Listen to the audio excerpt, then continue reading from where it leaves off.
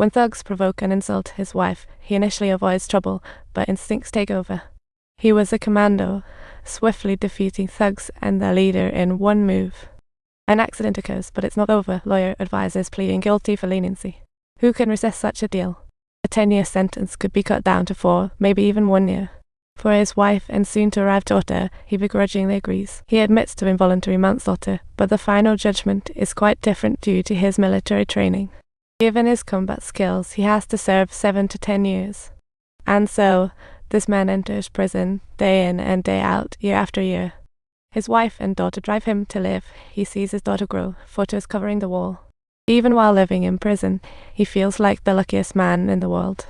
Once his daughter starts school, they keep in touch, and it becomes part of his life. On the day he leaves prison, it's his daughter's birthday. He's desperate and rushes like flying. This plane is transporting some heavy criminals to an Alabama prison, and it's no small matter since there are plenty of bad apples on board. William, aka Bad Billy, is dubbed the Mad Killer. Skunk Diamond Dog led a black guerrilla group and allegedly authored a book titled Dog Eyes CeeLo. Selojusson, aka Deadly Virus, is infamous for his despicable acts: kidnapping, robbery, murder, extortion, you name it. At 39, he had spent 25 years in prison, earning 2 degrees Water Scholar. One holds a law degree, killed 11 colleagues, sparked 3 riots, and escaped twice. On this plane, our hero Cameron just has to hitch a ride to get home quickly. As the plane taxis, the prisoners spring into action, using the prison papers as makeshift weapons. The big shots quickly free themselves from handcuffs. A thug disgustingly vomits a half-meter thread from his throat. He holds a plastic bottle in his hand, and the big shot in the jail nods. Then, an unknown liquid sprays on a cop, and with the strike of a match, the plane is suddenly on fire.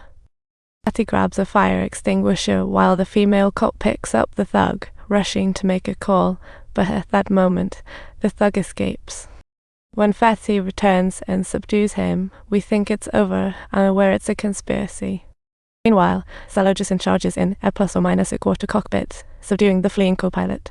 He shoots down several inmates with just a few gunshots, but in the end, he is no match for Selojusson and collapses to the ground. At this point, Selojusson seizes the plane. His gun serves as a warning. Cameron feels heartbroken, shedding tears of regret. Ironically, it's the cops in handcuffs now. Looking at this handsome guy's expression, we know he can't contain himself anymore. At that very moment, Cameron stood up in an attempt to stop him. Little Handsome intended to keep attacking, and at that time, Big Brother arrived. Every tough character has a soft spot. They all rely on Selojusson for rescue. They learn the next stop is Carson, where 6 prisoners are set to disembark, followed by 10. They plan to disembark normally, but to truly be free, they need to think ahead. Someone's footing the bill for all this, and that someone is a big drug lord who just wants his son freed. Once they rescue their son, they can enjoy life abroad, but as they free their feet, the undercover cop strikes. He takes Little Black hostage, ordering Selojusson to put his gun down. Cameron tries to persuade him that it's too impulsive. Surrendering means becoming a hostage. These men won't kill recklessly yet, but the undercover is inexperienced and meets a tragic end before acting. Only his fellow classmates know his true intentions. Subtitle: he intends to rescue the undercover agent, yet becomes a companion to the deadly virus, while Little Black encounters difficulties.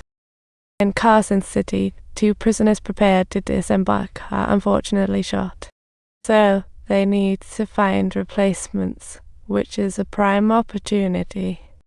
Subtitles: but Cameron intends to give up the opportunity to save people. After all, as prisoners, no one is willing to be a volunteer.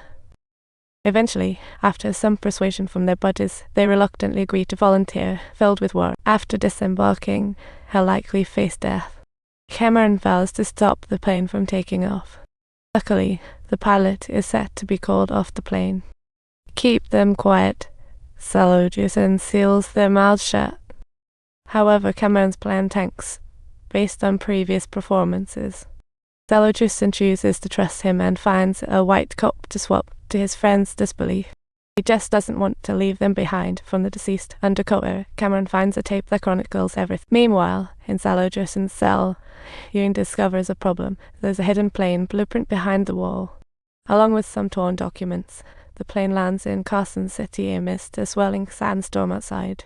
The guards show only their eyes, and Cameron seizes the opportunity to slip the tape into Ewing's clothes. Hijacking dons a cop uniform and sends 6 prisoners off the plane, their eyes covered, and among the prisoners outside is the plane pilot. The drug lord's son is among them, while the confused prisoners are utterly bewildered. With no guards left in the plane, it feels like they've just stepped into another prison. If you like this story, subscribe. More excitement awaits.